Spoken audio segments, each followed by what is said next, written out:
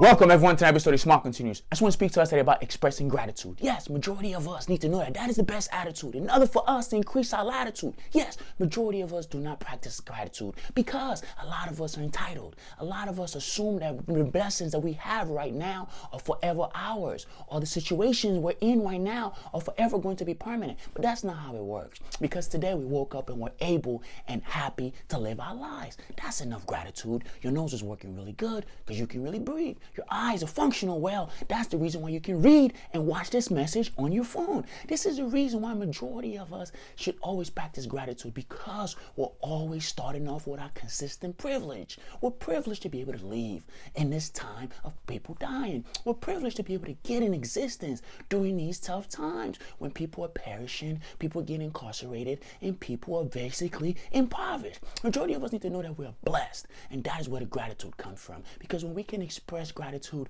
we can start to appreciate what we have. I appreciate what I have every day. When I wake up with good health, I tell myself, Eddie, as soon as you wake up, please try to put on some shorts. Please try to put on a sweater and get your butt out in a track and running. That's what I do every morning. I try to at least run a mile because I want to see my endorphins pump out. I want to see serotonin pump out of my body, and I want to see myself get invigorated by actually doing something early, by actually getting up earlier than the competition. Because I know nobody runs on a high school track these days. Nobody actually goes out and actually does something early. Nobody does anything for themselves before anybody wakes up. So that is my me time, when I wake up and I actually try to work on my mental. I try to run through the pain of actually going through nightmares, try to run through the excitement and the anxiety of actually living a life of purpose. Try to live a life of enjoyment, because that is where I get the fulfillment. So when I'm on lap 1, I'm actually invigorated. When I'm on lap 2 and I'm on lap 3, I'm actually pumped up. It doesn't matter what's playing in my headphones.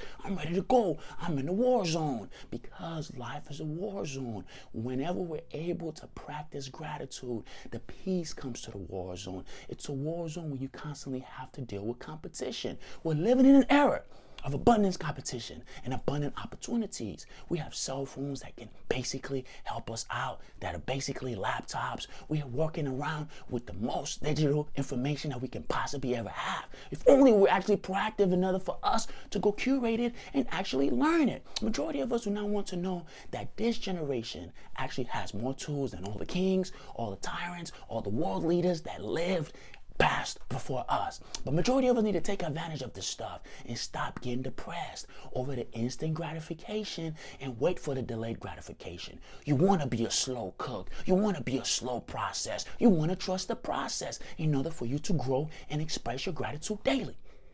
Goodbye.